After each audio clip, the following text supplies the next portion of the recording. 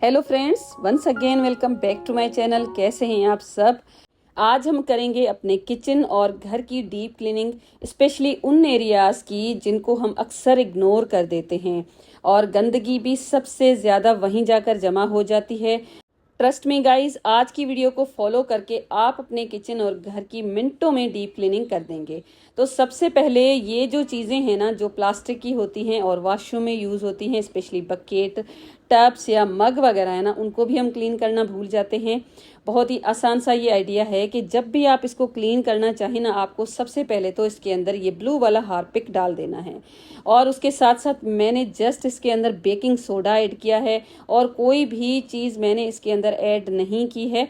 और ग्लव्स थे ना, वो मेरे पास बिल्कुल ख़त्म हो चुके थे, तो मैंने ना आज ये पॉली बैग अपने हाथ में लगा दी है। आपके पास ग्लव्स है ना तो और अच्छा है, अगर नहीं है ना तो इस तरह से पॉली बैग लगा के आप अपने हाथों की काफ़ी सारी बचत कर सकते हैं।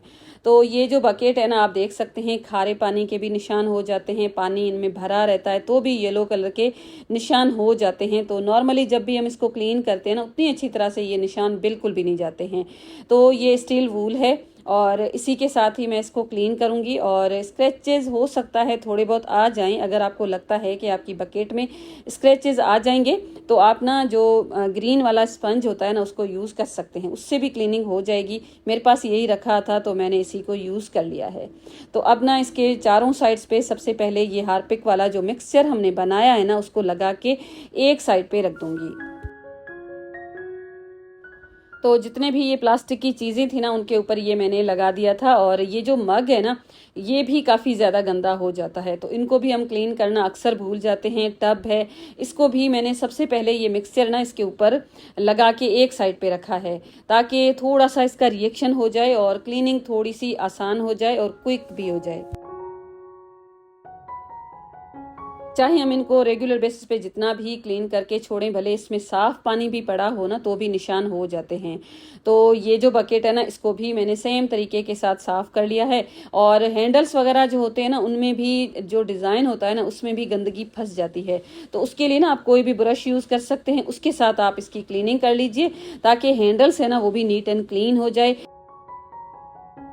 क्योंकि ये जो हैंडल्स होते हैं ना, इनको भी हम क्लीन करना भूल जाते हैं और यहाँ पर भी पानी है ना, वो जमा हो के और येलो कलर के निशान हो जाते हैं, या तो फिर वाइट कलर के जो हार्ड वाटर के निशान होते हैं ना, वो हो जाते हैं। तो इस तरह से अगर आप अपने सारी चीज़ों की एक साथ क्लीनिंग कर लेंगे ना, तो आपका डीप क्लीनिंग का जो साइकिल है ना, काफ़ी लंबा चल जाएगा। और मैंने भी इसी तरह से ये सारी की सारी साफ़ सुथरी कर दी हैं। तो अब ये जो मग है ना, ये भी काफ़ी ज़्यादा गंदा था, तो इसके भी ऊपर मैंने ये लगा दिया है ब्रश। और यहाँ पर आप इनका फाइनल लुक चेक कर सकते हैं, बहुत ही अच्छी तरह से साफ़ सुथरे हो गए हैं। और उसके साथ साथ एक जो वाइट कलर का मग है ना, वो टूटा हुआ था, क्रैक था, तो मैंने सोचा इसको भी जोड़ दूँ। और ये जो व्हाइट कलर की बकेट है ना, इससे आप अंदाज़ा लगा सकते हैं कितनी अच्छी तरह से ये साफ़ सुथरी हो गई है। इतनी ज़्यादा कोई मेहनत भी नहीं है, और बस इस तरह से हमारी चीज़ें जब साफ़ सुथरी रहती है ना, तो बहुत ही अच्छा लगता है इनको देखकर। अब ये जो मग है ना, यहाँ पर देखें टूटा हुआ है ना, तो इसको मैंने ना जोड़ना है। तो इस तरह से टूटी हुई बकेट हो गई, मग हो गया, या कोई भी प्लास्टिक की चीज़ जो क्रैक्ड हो जाती है ना, तो उसको जोड़ने के लिए एल्फी और बेकिंग सोडा है ना, बहुत अच्छा काम करता है। तो आज मेरे पास एल्फी थी नहीं, तो मैंने बस यही आइडिया लगाया। इस तरह से भी ये प्लास्टिक बहुत अच्छी तरह से जुड़ जाती है। तो कोई भी आपको प्लास्टिक की चीज़ ले लेनी है, मैंने ये ब्रश लिया है, पुराना टूथ ब्रश, और इसके ऊपर आप देख सकते हैं ये सिलिकॉन जो लगा है ना, इसको आप मेल्ट करके जोड़ेंगे ना, तो आपका ये बिल्कुल भी नहीं जुड़ेगा। तो आपको इतना जलाना है कि ब्रश है ना, उसकी जो प्लास्टिक है ना वाइट वाली, वो जलनी चाहिए। तो कोई भी प्लास्टिक की चीज़ इसको जोड़ने के लिए यूज़ की जा सकती है। मैंने यहाँ पर ब्रश यूज़ किया है।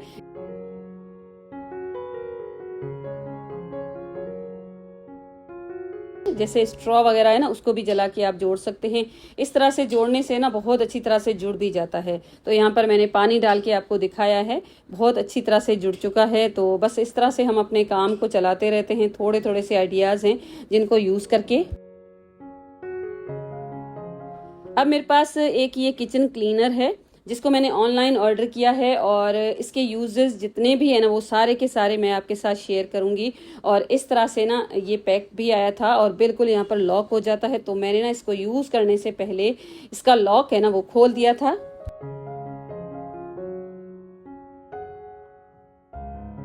तो अब ये जो मेरा गैस बर्नर है ना, काफ़ी दिनों से मैंने इसकी डीप क्लीनिंग नहीं की है, तकरीबन 1 वीक से नहीं की है। ऊपर ऊपर से तो मैं इसको साफ करती रही हूँ, लेकिन ये जो जला हुआ पार्ट है ना, इसको मैंने साफ नहीं किया है। एक तो घर पे विनेगर भी नहीं था जिसके साथ रेगुलर मैं इसको क्लीन करती हूँ, और ऊपर से ये क्लीनर भी मैंने ऑर्डर किया हुआ था, तो सोचा इसका रिव्यू आपके साथ शेयर करना है ना, तो मैंने इसको एज इट इज़ छोड़ दिया था। अब ये जो क्लीनर है ना, सबसे पहले मैंने इसके ऊपर अप्लाई किया है। तो वीडियो में तो ऐसे दिखाते हैं कि अप्लाई करते ही आप इसको वाइप करेंगे ना तो ये क्लीन हो जाएगा। तो ये गैस बर्नर थोड़ा सा गर्म था, और इसके ऊपर देख सकते हैं ये फॉयल पेपर लगा हुआ है। तो फॉयल पेपर मैंने इसके ऊपर लगाया हुआ है। इस तरह से ये फायदा हो जाता है ना कि बर्नर है ना डेली बेसिस पे क्लीन नहीं करना होता, और इसके ऊपर अगर डायरेक्ट कोई चीज़ गिर जाती है ना तो जलने के बाद बहुत जल्दी और ज़्यादा गंदा भी नहीं होता है। तभी मैं इस तरह से हमेशा कवर करके ही रखती हूँ। अब ये जो क्लीनर है ना, इस सब के ऊपर मैंने अच्छी तरह से अप्लाई कर दिया है। 1 मिनट से भी कम टाइम लगा था, और फिर मैंने स्टील वूल ले ली थी और उसके साथ ही मैंने इसकी क्लीनिंग की थी। तो इस तरह से ये फ़ायदा हो जाएगा कि स्टील वूल तो यूज़ होगी, लेकिन इसकी सफाई करने के लिए बहुत ज़्यादा ताकत नहीं लगानी पड़ेगी। बस थोड़ी सी देर में और थोड़े से टाइम में जितना भी जला हुआ हो ना, तो यहाँ पर जितना जला हुआ था ना आपके सामने ही मैंने क्लीन किया है। बस थोड़ा सा ही मैंने इस तरह से रब किया है, बिल्कुल हल्के हाथों से, और ये बिल्कुल नीट एंड क्लीन हो गया था। तो यहाँ पर देखिए ये जो डिज़ाइन है ना, इसमें तो बहुत अरसा पहले ही इस तरह से जला हुआ है, तो हमेशा जब क्लीनिंग होती है ना तो ये पार्ट रह जाता है। तो मैंने ना आज इस तरह से इस टूल के साथ इसको क्लीन किया है। तो ये जो क्लीनर है ना काफ़ी अच्छा है। वैसे तो अक्सर मैं अपने गैस के बर्नर है ना, इनको सिरका और बेकिंग सोडा वगैरह इस तरह से क्लीन कर लेती हूँ, वैसे भी क्लीन हो जाता, लेकिन उसमें ना थोड़ा सा ज़्यादा टाइम लग जाता है। तो ये देख सकते हैं इतना जो जला हुआ है ना, इसके ऊपर मैंने थोड़ी सी देर के लिए स्प्रे किया है, और बस इस तरह से भी ये क्लीन हो रहा था। तो अगर बहुत ही ज़्यादा अरसे के जले हुए हैं ना, तब तो आपको स्टील वूल की ज़रूरत पड़ेगी, वरना ये ऐसे ही क्लीन हो जाता है। और ये जो क्लीनर है ना आपको दराज पे इजीली मिल जाएगा, आप इसको ले सकते हैं। तो इस तरह से मैंने इस पूरे गैस बर्नर को भी इसके साथ क्लीन किया है।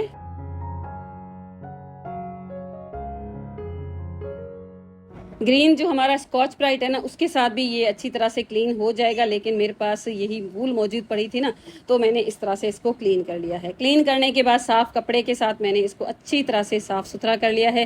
पहले तो एलईडी लाइट्स भी जल रही थी, तो उससे इतना ज़्यादा अंदाज़ा नहीं हो रहा था। बाद में मैंने ये लाइट्स बंद करके भी आपको दिखाया। ये जो इसके ऊपर गियर लगी है ना, इसके ऊपर भी ये स्प्रे करके मैंने थोड़ी सी देर के लिए छोड़ दिया था, उसको भी मैंने इसी तरह से साफ़ कर दिया है।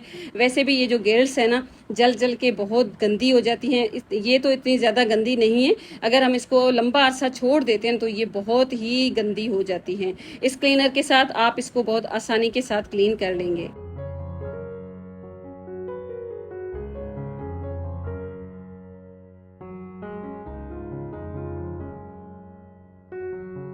अब हमारे ये कुकिंग रेंज हो गए, और या तो फिर इलेक्ट्रिक ओवन हो गए, माइक्रोवेव हो गए, उनको भी आप इस तरह से क्लीन कर सकते हैं। इनके ऊपर भी बहुत जल्दी और गंदा सा ग्रीस बैठ जाता है ना, उसको भी बहुत आसानी से आप क्लीन कर सकते हैं। इसको तो बस मैंने कपड़े के साथ ही पूरा का पूरा नीट एंड क्लीन कर लिया था। ये जो बटन्स होते हैं ना, इन पे भी गंदगी जमा हो जाती है, तो इस तरह से इसको भी मैंने कर दिया है नीट एंड क्लीन।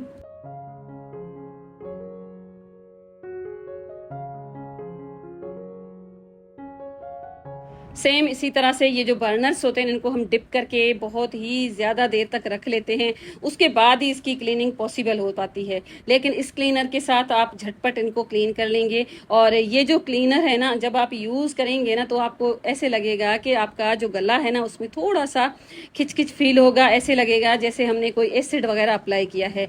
तो थोड़ा सा आप इससे इस चीज़ के साथ अवॉइड कीजिएगा, फेस वगैरह कवर कर लीजिएगा अगर आपको इस तरह की चीज़ों से एलर्जी है तो, और हाथों पे भी ग्लव्स वगैरह पहन सकते हैं। वैसे इतना तो ज़्यादा ये हार्ड केमिकल नहीं है, लेकिन फिर भी इसमें केमिकल मौजूद है, तभी तो इतनी थोड़ी सी देर में ये सारी की सारी चीज़ें क्लीन हो जाती हैं। मैंने बस सिंपल इस तरह से इनके ऊपर अप्लाई कर दिया है, बहुत ज़्यादा मुझे ताकत की ज़रूरत बिल्कुल भी नहीं पड़ी है और बस ये साफ़ सुथरे हो गए थे और साफ़ पानी के साथ मैंने इसको वॉश कर लिया।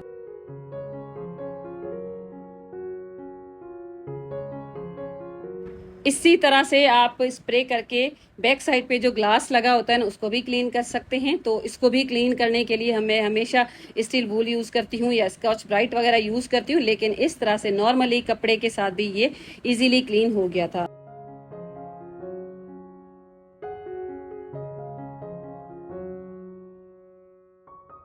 यहाँ पर आप गैस स्टोव की शाइनिंग को चेक कर सकते हैं। लास्ट में मैंने टिश्यू पेपर के साथ भी अच्छी तरह से क्लीन कर लिया था।